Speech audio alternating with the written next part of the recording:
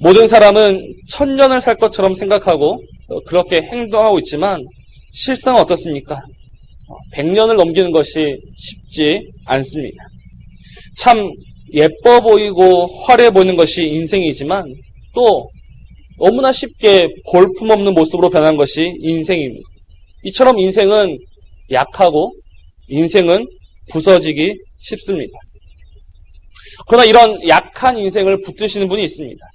이런 보잘것없는 인생을 붙드시고 새 일을 행하시는 분이 있습니다. 바로 우리 하나님이십니다. 하나님께서는 그 능력의 오른손으로 이 보잘것없으며 한낱 먼지뿐인 인생을 친히 붙들어 주십니다. 100년도 살지 못하는 이 인생을 하나님이 잡아주십니다. 그렇기 때문에 하나님의 손이 우리와 함께하고 하나님이 우리 가운데 일하시기에 우리의 인생은 보잘것없는 인생이 아니라 가치 있는 인생이 되는 것입니다. 우리의 힘으로 우리의 능력으로 우리의 삶을 가치 있게 만든 것이 아니라 오직 하나님의 손이 우리와 함께함으로 우리의 인생은 가치 있게 됩니다. 이 얼마나 감사한 일이며 이 얼마나 놀라운 은혜입니까? 우리의 모습을 한번 보시길 바랍니다. 어느 하나 내세울 것 없고 무엇 하나 자랑할 것 없는 것이 우리 인생이지 않습니까? 그러나 하나님은 이런 볼품없는 우리를 귀하게 보시고 그 아들을 보내주시기까지 하셨습니다. 그러니 이것은 은혜입니다. 이것은 하나님의 사랑입니다. 그렇기 때문에 사람은 이 하나님의 은혜와 하나님의 사랑을 알아야지만 행복합니다. 돈이 많아서 행복한 것이 아니라 내 자녀가 승승장구해서 내 남편이 잘 나가서 행복한 것이 아니라 사람은 결국 나를 붙드시는 하나님으로 말미암아 행복할 수 있습니다.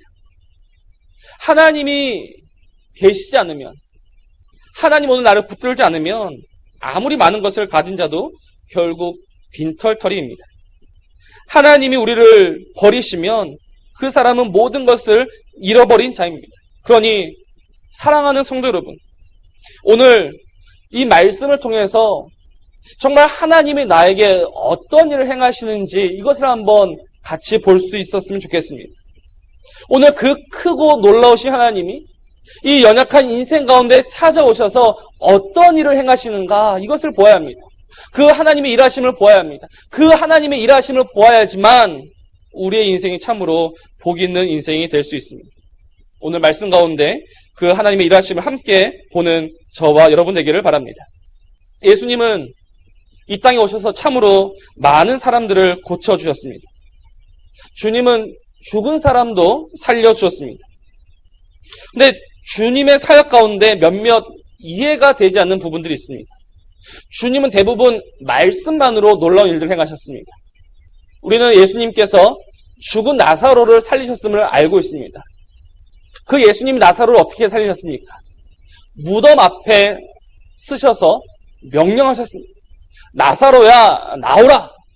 그렇게 명령하시니 나사로가 살아서 나왔습니다. 그리고 12회를 혈루증으로 앓던 여인은 어떠합니까? 이 여인은 주님께 몰래 다가갑니다. 그래서 그 옷자락을 만졌습니다. 그래도 나았습니다. 즉 주님의 기적에는, 주님의 치유에는 뭐 어떤 의식이라든지 어떤 재물이 필요하지 않습니다. 그런데 주님이 이처럼 말씀으로 모든 것을 다 하실 수 있는데 특별히 이상한, 우리가 보기에 좀 이상해 보이는 행위를 하신 적이 있습니다. 첫 번째는 우리가 흔히 에바다 사건이라 부르는 일입니다. 갈릴리 호숫가에서 주님은 귀먹고 말 더듬 자를 고쳐주셨습니다. 그런데 주님은 그 사람을 어떻게 고치셨는가? 그 사람을 따로 데리고 나가셔서 그의 귀에 손가락을 넣으시고 침을 뱉어서 그의 혀에 대시고 하늘을 향해 탄식하셨습니다. 그리고 그에게 에바다라고 하셨습니다. 그러자 그의 귀가 열리고 혀가 풀려서 말을 할 수 있었습니다. 주님은 왜 손가락을 그의 귀에 넣으셨을까요? 주님은 왜 침을 뱉어서 그의 혀에 손을 대셨을까요? 또 베세다라는 마을에 가셨는데 그 마을에도 맹인이 있었습니다. 주님은 그 맹인을 고치시기 위해서 또 그를 데리시고 따로 한적한 곳에 가셨습니다. 그리고 눈에 침을 뱉으시고 안수하셨습니다. 근데 놀라운 일은 주님께서 직접 침을 뱉고 안수하셨는데도 그 사람의 시력이 온전히 회복되지 않았습니다. 그래서 주님은 2번이나 안수하셨습니다. 그리고 그때서야 그 사람은 제대로 볼 수 있었습니다. 참으로 신기하지 않습니까? 주님은 왜 2번이나 안수하셔야 했습니까? 그리고 3번째로 오늘 본문이 그러합니다. 날 때부터 소경인 자가 있습니다. 주님은 죽은 사람도 말씀만 가지고 살리셨는데 예수님은 이 사람을 말씀으로만 고치신 것이 아니라 침을 뱉어서 흙을 이겨 그의 눈에 바르셨습니다. 그리고 여기에서 끝나는 것이 아니라 그를 실로암에 보내셔서 씻게 하셨습니다. 그러자 그의 눈이 보였다라고 합니다. 주님은 왜 이렇게 고쳐주셨을까요?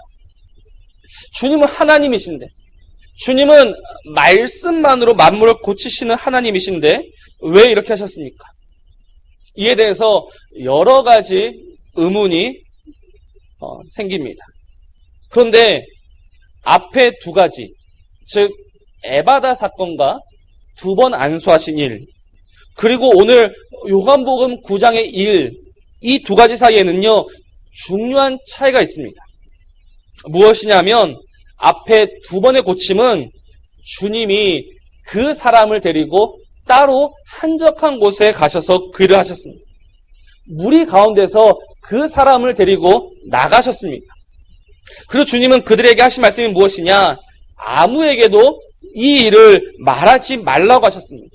즉 앞에 2 일은 감춰진 일입니다. 주님이 그 일을 숨기셨습니다. 그런데 오늘 요한복음 9장의 이 사건은 그렇지 않습니다. 주님은 이 일을 공개적으로 행하셨습니다. 많은 사람들이 보고 있는 가운데 주님은 이 일을 하셨습니다. 침을 뱉어서 흙을 개어 진흙으로 만드시고 그것을 눈에 바르시고 그를 실로암에 보내셨습니다. 그리고 많은 사람들이 그 현장에 있었습니다. 즉, 이 치료의 과정들을 통해서 주님은 무엇인가를 보여주고자 하셨습니다. 주님은 지금 이 일을 숨기지 않으십니다. 그렇기 때문에 우리는 오늘 이 말씀을 통해서 그럼 주님이 보여주고자 하셨던 일이 무엇인가 이것을 찾아봐야 합니다. 지금 주님이 오늘 실로암 사건을 통해서 우리에게 보여주고자 하시는 것이 무엇입니까? 그래서 오늘 3절 말씀에 잘 나와 있습니다. 바로 하나님이 하시는 일을 나타내시기 위해서 주님은 지금 이 일들을 행하고 계십니다. 날 때부터 소경인 자, 주님은 그 소경을 고치시면서 주님이 우리에게 보여주고자 하셨던 일이 무엇인가, 하나님이 하시는 일이 무엇인가를 우리에게 보여주고자 하십니다. 그럼 오늘 말씀 가운데 하나님이 하시는 일은 무엇입니까? 오늘 주님이 우리에게 보여주고자 하시는 하나님이 하시는 일은 무엇입니까? 그 일을 한마디로 정의하면 회복입니다. 하나님은 지금 우리에게 회복을 주고 계십니다. 우리의 약함을 바꾸십니다. 그것이 하나님이 하시는 일이죠. 나의 약함, 나의 부족함, 나의 모자람, 하나님은 그것을 아십니다. 그리고 오늘 우리에게 말씀하십니다. 내가 너의 약함을 강함으로 바꿔주겠다. 내가 너의 부족함을 채워주겠다. 내가 너의 모자람을 넘치도록 메워주겠다라고 하십니다. 이것이 바로 하나님의 일하심입니다. 하나님 우리에게 회복을 명하시고 우리에게 회복을 주십니다. 이것이 하나님의 일하심입니다. 날 때부터 소경인 이 사람은요, 참으로 불쌍한 사람입니다. 유대인들은 이런 장애를 가진 사람들에게 매우 매정합니다. 유대인들에게 있어서 장애를 가진 사람은 곧 죄인입니다. 레위기 21장을 볼 것 같으면 레위 지파 가운데 누구든지 흠이 있는 자는 하나님께 가까이 나갈 수 없다고 합니다. 코가 불완전하고 지체가 더하거나 발이 부러지고 손이 부러지고 등이 굽거나 습진이나 버짐 있는 사람은 하나님께 가까이 나갈 수 없다고 합니다. 그래서 자연스럽게 유대인들은 육체적으로 흠이 있는 사람을 죄인으로 여겼습니다. 무조건 죄인입니다. 육체적으로 흠이 있으면. 그런데 날 때부터 앞을 보지 못한 사람이 있습니다. 즉, 이 사람은 죄를 지을 시간이 없었습니다. 죄를 지을 시간이 없는 이 사람은 그렇기 때문에 죄인이 아닐 수도 있습니다. 죄가 아닌 다른 이유가 있을 수 있습니다. 그런데도 유대인들은 이 사람을 죄인으로 정죄합니다. 이 사람은 죄인이다라고 정해버립니다. 그리고 그 이유를 찾죠. 누구의 죄 때문인가? 자기의 죄 때문인가? 아니면 부모의 죄 때문인가? 죄인은 죄인인데 누구의 죄인가? 이것을 찾으려 합니다. 그래서 사람들은 주님께 묻습니다. 누구의 죄 때문입니까? 그때 주님의 대답은요, 영뜻밖입니다. 주님은 누구의 죄 때문이다라고 말씀하지 않으십니다. 그러시면서 하시는 말씀이 무엇이냐? 그에게서 하나님이 하시는 일을 나타내고자 하십니다라고 하십니다. 하나님이 하시는 일을 나타내기 위해서 그 사람은 날 때부터 맹인이었던 것입니다. 그렇다면 하나님의 일하심은 무엇이겠습니까? 방금 말씀드렸죠? 회복입니다. 우리가 죄인이라 정죄하며 우리가 손가락질하며 우리가 조롱했던 그 사람을 하나님은 일으키십니다. 하나님은 세우십니다. 앞을 보지 못했던 그 사람의 눈을 고치십니다. 이것이 바로 하나님의 회복이지 않습니까? 나의 모자람을 채우시고 나의 약함을 강함으로 바꾸시는 하나님. 오늘 주님은 이 하나님의 일하심을 우리에게 보여주고 있습니다. 그러니 사랑하는 성도 여러분, 오늘 우리는 우리의 약함을 알고 있습니까? 오늘 나의 약함을 강함으로 하나님이 바꾸고 계신데, 그렇다면 내가 약하다라는 것을 지금 인정하고 계십니까? 우리는 어떻습니까? 우리는 강한 것 같지만 참으로 불쌍한 자들입니다. 우리는 참으로 연약합니다. 어떻게 보면 쓸모없는 자들이 우리들입니다. 그런데 사람들은 이 사실을 인정하지 않습니다. 이것을 인정하는 것을 병적으로 싫어합니다. 나는 약하다, 나는 불쌍하다라는 말을 듣기 싫어합니다. 그러나 오늘 우리가 하나님의 일하심, 하나님의 회복을 경험하기 위해서는 무엇보다 이 사실을 인정해야 합니다. 나의 약함과 나의 부족함과 나의 무력함을 먼저 인정해야 합니다. 이것을 인정해야지만 무엇을 볼 수 있느냐? 하나님의 일하심을 볼 수가 있는 것입니다. 그러나 사람은 쉽사리 이 사실을 인정하지 않습니다. 자신의 모자람을 인정하지 않습니다. 자신의 모자람을 인정하지 않고 결국 무엇만 그 삶 가운데서 늘어나게 됩니까? 결국 남 탓만 늘어나게 됩니다. 자신의 연약함과 자신의 무능 때문인 줄 모르고 남 탓을 합니다. 부모를 잘못 만났다고 부모 탓을 합니다. 자신의 비참한 현실에 대해서 물려받은 재산이 없는 탓을 합니다. 친구와 친척 탓을 합니다. 선생님 탓을 합니다. 그래서 어떻게 보면 우리의 삶은 남 탓하다가 끝나는 인생처럼 보입니다. 그때 그 사람이 아니었으면, 그때 그 일만 아니었으면 이렇게 되지는 않았을 것이라고 우리는 항상 남 탓만 하며 살아가고 있습니다. 날 때부터 소경이 이 사람은 모든 사람이 그를 보고 죄인이라 불렀습니다. 그래서 오늘 말씀에는 나와 있지 않지만 이 소경은 스스로도 죄인이라 생각했을 것입니다. 무슨 죄를 지었는지는 모르지만 모든 사람들이 자기를 보면서 죄인이다라고 손가락질하니까 스스로도 그래, 나는 죄인이야, 나는 죄인이라서 지금 이런 거야 라고 여겼을 것입니다. 그러면서 아마 부모 탓을 하지 않았겠습니까? 날 때부터 엄마 뱃속에서 죄를 지을 수는 없으니까 분명 나의 엄마가, 나의 아빠가 말해주지 않은 죄가 있고 그 죄 때문에 자신이 이렇게 벌을 받고 있는 것이라 여겼을 것입니다. 모든 사람이 그 사람을 정죄하니까요. 그런데 모두가 그 사람을 죄인이라 정죄할 때, 그래서 스스로도 나는 죄인이야, 엄마 때문이야, 아빠 때문이야 라고 탓하고 있을 때 딱 한 분만은 그렇게 말씀하시지 않으셨습니다. 그분이 날 때부터 소경인 자에게 뭐라 하셨습니까? 너를 통해서 하나님의 일을 보게 될 것이라 하셨습니다. 누가 그 말을 하셨습니까? 바로 우리 예수님이 그 말씀하셨습니다. 얼마나 놀랐겠습니까? 죄인인 나를 통해서, 지금 벌을 받고 있는 나를 통해서 오히려 하나님의 일하심이 드러나게 된다. 오히려 하나님의 일하심이 보여질 것이다. 그리고 주님은 그를 만지시고 그의 눈을 고쳐주시고 날 때부터 소경인자가 보게 되었습니다. 이것이 바로 하나님의 일하심, 하나님의 회복입니다. 사랑하는 성도 여러분, 어떻게 하시겠습니까? 우리도 우리의 무능을 인정하지 않고 남 탓만 하며 시간을 낭비하실 것입니까? 그렇게 아까운 시간을 허비하실 것입니까? 아니요. 우리는 그럴 시간이 없습니다. 사람은 스스로 자신의 문제를 고칠 수가 없습니다. 어떻게 할 수가 없습니다. 사람은 정말 무능합니다. 자신의 장래 일조차 장담할 수 없는 것이 사람입니다. 이번 주 우리는 우리의 무능을 잘 보았습니다. 하늘에서 몇 시간 내린 비로 말미암아서 얼마나 많은 피해를 보았습니까? 또 얼마나 많은 생명들이 목숨을 잃었습니까? 몇 시간 내린 비 앞에 무력하게 무너지는 것이 사람입니다. 그렇기 때문에 우리는 오늘 하나님의 일하심이, 하나님의 회복이 필요한데 그 일을 보기 위해서는 나의 무능과 나의 부족을 먼저 인정하셔야 합니다. 나의 무능과 나의 부족을 인정하고 이제 그것을 하나님께 가지고 나가야 합니다. 나의 약함과 나의 못난 부분, 그것을 가지고 나가야 합니다.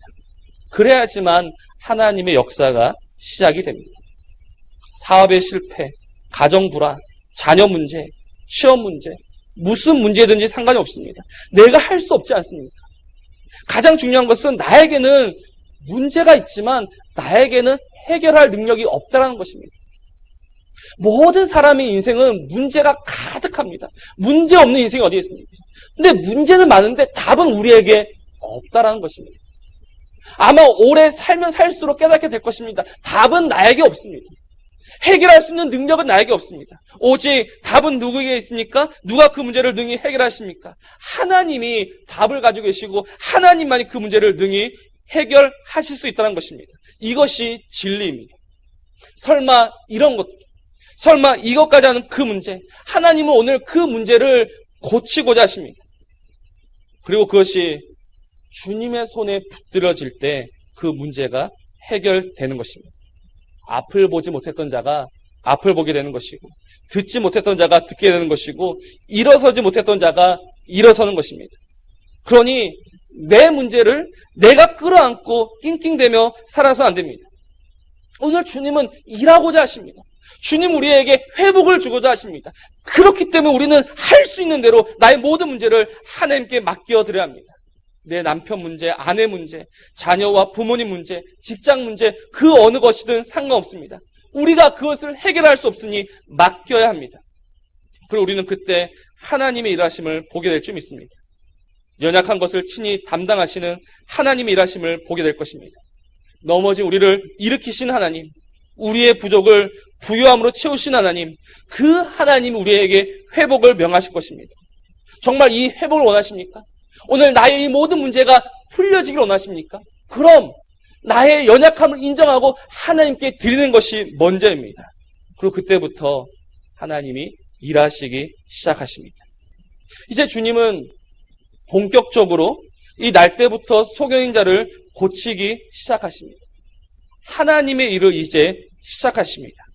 근데 오늘 주님의 말씀과 행동을 통해서 하나님의 일, 이 회복에는 때와 방법이 있음을 알게 됩니다. 주님이 그 사람을 고치시기 이전에 먼저 이런 말씀하십니다. 때가 아직 낮음에 나를 보내신 이의 일을 우리가 하여야 하리라. 밤이 오리니 그때는 아무도 일할 수 없느니라. 내가 세상에 있는 동안에는 세상의 빛이로라 라고 하셨습니다. 이 말씀은 하나님의 일하심, 즉 회복에도 무엇이 있다? 때가 있다는 것입니다. 아무 때나 회복이 임하는 것이 아닙니다. 하나님의 일하심이 드러나는 때가 있습니다. 그 때가 언제입니까? 바로 빛이 있을 동안에만 이 회복이 가능합니다. 주님은 이 땅에 빛으로 오셨습니다. 주님이 이 땅에 빛으로 오셔서 죄인들을 고치고자 하셨습니다. 그런데 주님이 계실 동안 유대인들, 고침받아야 했던 유대인들이 한 일은 무엇입니까? 주님께 나와서 고침을 받아야 하지만 그들은 고침받기를 거부하고 하나님의 회복을 거부하고 주님을 십자가에 못 박아 버렸습니다. 자신을 고치시기에 고치시기 위해 오신 하나님, 그 하나님을 거부하고 버렸습니다. 그렇게 유대인들은 회복의 때를 잃어버렸습니다. 하나님의 일하심을 볼 때, 즉 자신들이 회복될 때를 스스로 버리고 말았습니다. 그리고 우리도 이 회복의 때를 버리고 있습니다. 하나님의 일하심을 볼 수 있는 때는 언제입니까? 바로 지금 하나님을 예배하는 이때입니다. 하나님을 예배하며 하나님의 말씀이 선포된 이때 하나님의 일하심, 하나님의 회복이 시작됩니다. 아무 때나 회복이 있지 않습니다. 아무 때나 하나님의 일하심이 드러나지 않습니다. 살아계신 하나님의 말씀이 선포되는 이때가 지금 우리에게는 낮이며 지금 우리가 하나님의 일하심을 볼 수 있는 바로 낮입니다. 그런데 우리는 이 때를 너무나 소홀히 여기며 살아갑니다. 지금 이 때의 귀함을 모릅니다.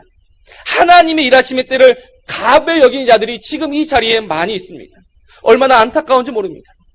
오늘 무슨 마음으로, 무슨 생각으로 주님의 말씀을 듣고 있습니까? 무엇을 기대하며 지금 이 자리에 앉아 계십니까? 오늘 나는 하나님의 일하심을 보고 말리라. 나는 반드시 하나님의 일하심, 하나님의 회복을 반드시 볼 것이다 라는 기대가 우리에게 있습니까? 이런 기대가 우리에게 사라져버렸습니다. 더 이상 이 때에 대해서 그 누구도 기대하지 않습니다. 그리고 이 귀한 때를 놓치고 있습니다. 이 귀한 때를 버리고 있습니다. 사랑하는 성도 여러분, 오늘 이 때의 귀함을 아셔야 합니다. 이 때의 귀함을 알아야지만 하나님의 일하심을 볼 수 있습니다. 나를 일으키시는 하나님, 나를 회복시키시는 하나님을 경험할 수 있습니다. 이것을 성령님의 조명이라고 합니다. 정말 어두운 우리 가운데 성령님이 찾아오셔서 밝히 드러내십니다. 오늘 나의 약한 부분, 나의 모자란 부분을 성령님이 드러내십니다. 그것을 찾아주십니다. 우리도 몰랐던 그 약한 부분을, 나의 약점을 성령님이 붙여주십니다. 그래서 너는 하나님의 회복이 아니고서는, 하나님의 일하심이 아니고서는 여전히 장애인으로 살아갈 수밖에 없다라고 하십니다. 너는 여전히 부족한 자로, 너는 여전히 죄인으로 살 수밖에 없다라고 하십니다. 그래서 지금 우리는 이 성령님의 조명을 따라서 하나님의 일하심을 보아야 합니다. 성령님이 우리에게 빛이 되시고 지금 이때가 바로 회복의 때인 줄 우리는 믿어야 합니다. 그런데 이것과는 전혀 상관없는 사람들이 있습니다. 영원히 낮이 계속될 것이다 라고 믿는 사람들이 있습니다. 언젠가 회복의 때가 있겠지라고 안일하게 생각하는 사람들이 있습니다. 그러나 오늘 우리 주님 무엇을 하셨습니까? 일할 수 없는 밤이 속히 올 것입니다. 하나님의 일하심을 조금도 기대할 수 없는 그 밤이요, 속히 올 것입니다. 그러니 우리는 오늘 기대해야 합니다. 하나님의 일하심, 나의 약점을 강점으로, 나의 무능을 강함으로, 나의 부족을 부여함으로 회복시켜 주실 그 하나님을 오늘 우리는 기대해야 합니다. 때가 지나가고 후회하시면 안 됩니다. 그때는 돌이킬 수 없습니다. 지금 성령님이 우리의 마음을 만져주실 때, 성령님이 우리의 마음밭을 기경해 주실 때, 성령님이 지금 우리의 마음을 밝히 비춰주실 때, 지금 하나님의 회복이 시작되는구나. 지금 하나님 일하심이 시작되는구나. 이것을 기대하시고 그 하나님께 우리는 힘써서 나아가야 하는 것입니다. 바로 지금입니다. 그러니 오늘 이 때를 놓치는 어리석은 저와 여러분이 되지 않기를 바랍니다. 때가 그러하고 또 우리 주님은 어떤 방법을 사용하십니까? 땅에 침을 뱉고 마른 흙을 진흙으로 만드셔서 소경의 눈에 바르셨습니다. 그리고 실로암으로 보내셨습니다. 그 이유가 무엇입니까? 주님이 이처럼 번거롭게 보이는 일을 하시는 이유가 무엇입니까? 성경에서는 그 이유에 대해서 따로 말하고 있지 않습니다. 그러나 그 장면을 한번 머릿속에 그려보시길 바랍니다. 많은 사람들이 서 있습니다. 많은 사람들 그 안쪽에 주님과 소경 단 둘이 있습니다. 주님은 땅에 침을 뱉으셨습니다. 그리고 그 마른 흙을 진흙으로 이기셨습니다. 그리고 그 흙을 그 눈에 바르셨습니다. 그 침에 능력이 있습니까? 그렇지 않습니다. 그럼 그 흙에 능력이 있습니까? 그것도 아닙니다. 그럼 말씀으로만 모든 것을 하실 수 있는 하나님이 왜 이처럼 번거로운 일을 행하셨을까요? 그것은 우리의 약점을 더욱 드러내시기 위함입니다. 즉 지금 이 소경의 약점은요, 눈입니다. 그의 수치는 눈입니다. 가장 드러내기 싫은 부분입니다. 근데 주님은 많은 사람들 사이에서 그 수치와 그 약점을 더욱 드러내십니다. 바로 너의 부족함을 인정하라는 것입니다. 그리고 이것이 치료의 시작임을 우리는 알아야 합니다. 회복은 자신의 약함과 무능을 인정하는 것에서부터 시작됩니다. 그러나 우리는 이것을 드러내지 않습니다. 할 수만 있으면 숨기려 듭니다. 우리는 지금 가리고 숨기는 것에 너무나 능숙합니다. 사람 가운데 아픔이 없는 사람이 어디에 있겠습니까? 사람 가운데 문제없는 자들이 어디에 있습니까? 만일 내 삶 가운데 문제가 없고 아픔이 없고 눈물이 없다라면 지금 이 자리에서 나가셔도 상관이 없습니다. 그러나 우리에게는 아픔이 있고 눈물이 있습니다. 그러나 그것을 내색하지 않을 뿐입니다. 그것을 드러내는 것을 수치스러워합니다. 그리고 그 수치스러운 것은 교회에서 더 강해집니다. 교회에는 말끔한 사람들로 넘쳐납니다. 교회당에 모이는 사람들은 다 웃는 얼굴들로 옵니다. 눈물은 없습니다. 그러나 정말 괜찮습니까? 정말 우리는 깔끔한 옷을 입고 웃음이 이곳에 나왔는데 정말 우리의 삶에는 눈물이 없습니까? 정말 우리의 삶에는 문제가 없습니까? 그렇지 않잖아요. 우리의 삶에는 여전히 문제가 있고 아픔이 있지 않습니까? 그런데 교회 안에서 우리는 그것을 전혀 드러내지 않습니다. 너무나 그럴싸한 가면을 쓰고 주님 앞에 나옵니다. 분명 우리는 아픈데 아프다라고 하지 않습니다. 분명 쓰라리고 우리의 상처가 골마 있는데 우리는 괜찮다라고 합니다. 그렇기 때문에 하나님의 일하심을 우리는 볼 수가 없습니다.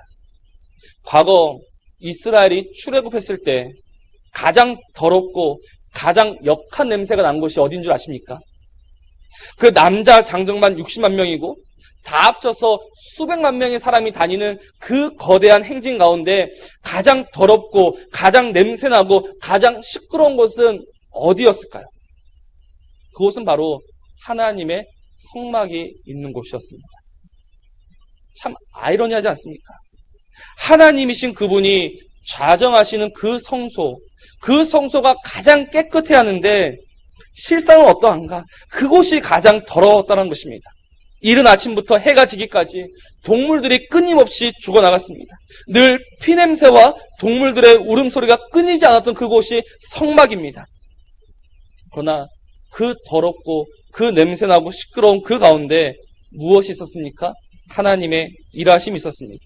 그곳에서 사람들은 용서받았고 회복되었습니다. 과거 우리나라 예배당도 그러했다라고 합니다. 시끄러웠습니다. 신음소리와 눈물소리가 끊이지 않은 곳이 어딘가? 바로 교회였습니다. 그런데 지금은 어떻습니까? 잘 지어진 예배당, 차분한 예배 분위기, 좋은 옷과 좋은 환경 가운데 그럴싸하게 우리는 앉아 있습니다.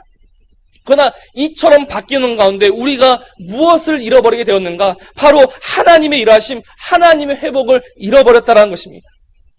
기독교가 점점 고급화되면서 하나님의 회복과는 너무나 멀어지고 말았습니다.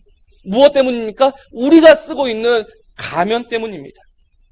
사랑하는 성도 여러분, 하나님의 일하심, 하나님의 회복은요, 우리의 문제를 인정하는 것에서부터만 시작이 됩니다. 그래서 주님은 보여주십니다. 그 속의 문제가 무엇인지를 지금 보여주십니다. 그의 눈에 진흙을 바르시는 것은 우리 보고 보라라는 것입니다. 그리고 그것을 숨기지 말고 드러내라는 것이죠. 즉 우리의 약점이 드러나야 되는 것입니다. 하나님께서는 스스로 괜찮다는 자를 고치지 않으십니다. 하나님은 그 사람을 내버려 두십니다. 이사야서 1장을 한번 보시기 바랍니다. 오라, 우리가 서로 변론하자. 너희의 죄가 주홍 같을지라도 눈과 같이 희어질 것이요 진홍같이 붉을지라도 양털같이 희게 되리라 하셨습니다. 죄 있는 자들을 부르셨습니다. 오라, 우리가 변론하자. 우리가 한번 이야기해보자. 누가 옳은가 이야기해보자. 그래서 내가 옳으니까 너희들을 죽이겠다가 아니라 내가 너희들을 눈처럼 희게 할 것이고 내가 너희들을 양털같이 희게 할 것이다 하셨습니다.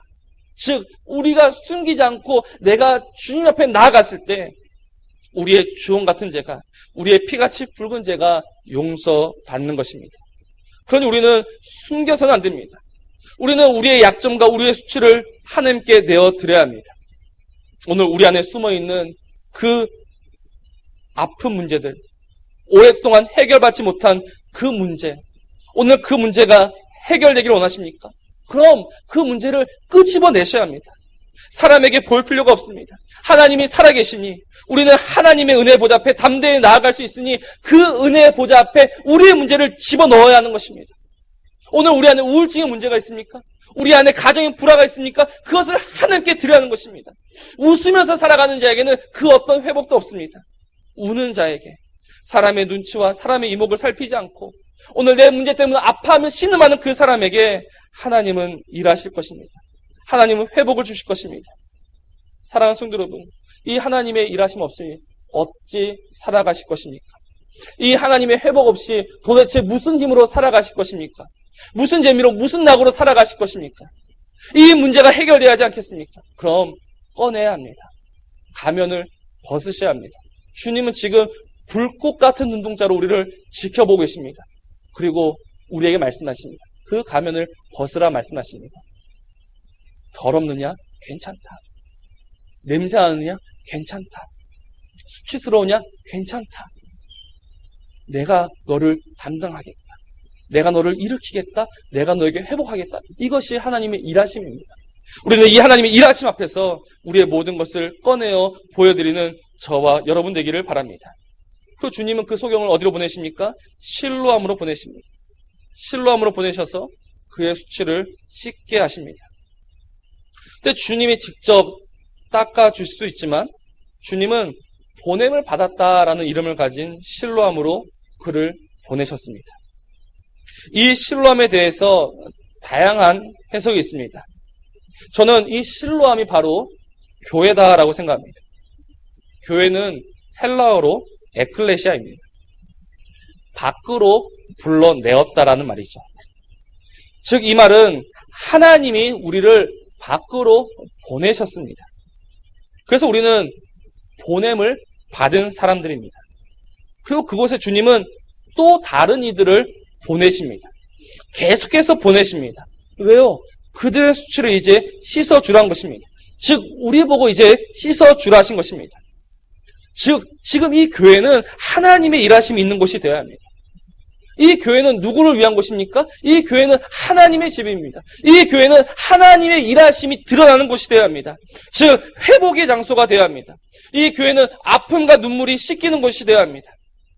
아프지 않은 자, 눈물이 없는 자가 모이는 곳이 교회가 아니라 눈물과 아픔과 상처로 가득한 사람들이 모이는 곳이 교회입니다. 그래서 교회는 그들과 함께 울며 그들과 함께 신음하며 하나님의 회복을 보여주는 곳이 교회입니다. 사랑하는 성도 여러분, 우리 유로교회는 참 좋은 교회입니다. 근데 이 유로교회가 정말 어떤 교회를 원하십니까? 바로 실로암 같은 곳이 되어야 합니다. 상처 입은 사람들, 그 어디에서도 하나님의 일하심을 볼 수 없었던 사람들, 그 어디에서도 하나님의 회복을 경험할 수 없었던 사람들이 우리 교회를 통해서 회복되어야 하는 것입니다. 일어서지 못한 자들이 일어서야 하고 보지 못한 자들이 우리 교회를 통해서 이제는 볼 수 있어야 합니다. 그 일을 위해서 주님은 교회를 세우셨고 지금 실로암인 우리에게 그 사람들을 지금도 보내주고 계십니다. 바로 하나님의 일하심, 그 회복은 바로 여기, 바로 이 자리에서부터 시작되어야 합니다. 하나님의 일하심은요, 하늘에서 불이 내려오고 땅이 갈라지고 이런 것이 하나님의 일하심이 아닙니다. 우리가 우리에게 보내진 자를 안고 함께 울고 함께 기도하는 곳, 그리고 그 가운데서 하나님이 이제 일하심을 보게 되는 곳, 그곳이 교회입니다. 즉 하나님은 우리 없이도 얼마든지 일을 하실 수 있습니다. 하나님은 교회를 통하지 않고서도 얼마든지 일하실 수 있고 회복을 주실 수 있습니다. 그런데 굳이 하나님 우리를 사용하시는 이유가 무엇입니까? 함께 가자는 것입니다. 함께 회복을 보자는 것입니다. 주님이 그 사람 실로암에 안 보내셔도 됩니다. 근데 굳이 실로암에 보내신 이유가 무엇입니까? 그 실로암을 통해서 그 사람의 수치를 씻어주신 것이지 않습니까? 함께 하자는 것이죠. 그런데 우리는 이 하나님의 부르심에 얼마나 반응하고 있습니까? 오늘 우리의 교회는 이 하나님의 부르심에 얼마만큼 순종하고 있습니까? 참 영광스러운 일이지 않습니까? 하나님의 일하심에 내가 동역할 수 있다, 내가 동참할 수 있다, 이거보다 더 귀한 일이 어디 있습니까? 하나님 일하시면 내가 쓰임받는다. 이것보다 더 귀하고 값진 일이 어디에 있습니까? 그런데 우리는 그 일에 조금도 마음이 움직이지 않습니다. 무슨 문제입니까? 우리가 여전히 회복을 보지 못했다는 증거입니다. 내가 회복을 보지 못했기에, 내가 회복을 경험하지 못했기에 다른 사람에게도 회복을 줄 수 없는 자가 되고 말았습니다. 사랑하는 성도 여러분, 교회를 우습게 보시면 안 됩니다. 교회를 가볍게 생각하시면 안 됩니다. 교회는 하나님이 자정하시는 곳입니다. 교회는 하나님이 일하시는 곳입니다. 그리고 하나님이 지금 우리에게 말씀하십니다. 함께 일하자라고 하십니다. 우리가 이 하나님의 일하심, 그 하나님 일하심에 동참하기 위해서는 우리가 먼저 우리의 연약함을 인정해야 합니다. 우리의 무능을 인정해야 합니다. 그의 발 앞에 무너져야 합니다. 그래서 하나님의 회복을 내가 먼저 경험해야 합니다. 하나님의 일으키심, 하나님 일하심을 내가 보아야 합니다. 정말 우리 가운데 이 하나님의 일하심 가운데 있는 사람이 얼마나 있습니까? 하나님은 분명 각 사람에게 말씀하시고 지금 나지어서 우리를 일으키고자 하시는데 이 하나님의 일하심에 동참한 사람들이 어디에 있습니까? 사랑하는 성도 여러분, 오늘 그 한 사람이 저와 여러분이기를 원합니다. 참으로 연약한 우리를 하나님이 일으키시고 또 그런 우리를 사용하시는데 하나님은 지금도 일하고 계시는데 우리는 이 하나님의 일하심을 멈추는 어리석은 자가 되어서는 안 될 것입니다. 이 하나님의 일하심에 방해하는 걸림돌이 되어서는 안 됩니다. 그러니 이제 이 하나님의 일하심, 나에게 일하신 하나님을 먼저 보시고 그 하나님 일하심에 동참할 수 있는 저와 여러분이 되기 원합니다. 하나님은 반드시 우리를 사용하실 것입니다. 그리고 그 하나님의 일하심에 걸림돌이 되는 자들에게는 죄 없다 하지 않으실 것입니다. 그러니 오늘 이 말씀을 두려움으로 받으십시오. 이 말씀을 무서움으로 받으셔야 합니다. 왜냐하면 이 사건의 결론이 그러하기 때문입니다. 오늘 말씀의 결론 같은 말씀인데요. 하나님 우리를 회복시키고자 하셨습니다. 하나님은 우리를 이제 사용하셨습니다. 하나님의 일하심을 보여주셨습니다. 그런데 이 하나님의 일하심의 결정판이 무엇인가? 그것은 바로 역전이라는 것입니다. 하나님의 일하심은 회복인데요. 그 회복 끝에는 무엇이 있는가? 역전이 있음을 우리는 알아야 합니다. 오늘 9장 41절 한번 보십시오. 9장 41절 이렇게 말합니다. 예수께서 이르시되 너희가 맹인이 되었더라면 죄가 없으려니와 본다고 하니 너희 죄가 그대로 있느니라 라고 하십니다. 사람들은 지금 누굴 죄인이라 생각했습니까? 날 때부터 소경인 그 사람을 죄인으로 정죄했습니다. 그 사람은 죄 때문에 소경이 되었다라고 생각했습니다. 그런데 지금 주님이 하신 말씀은 무엇입니까?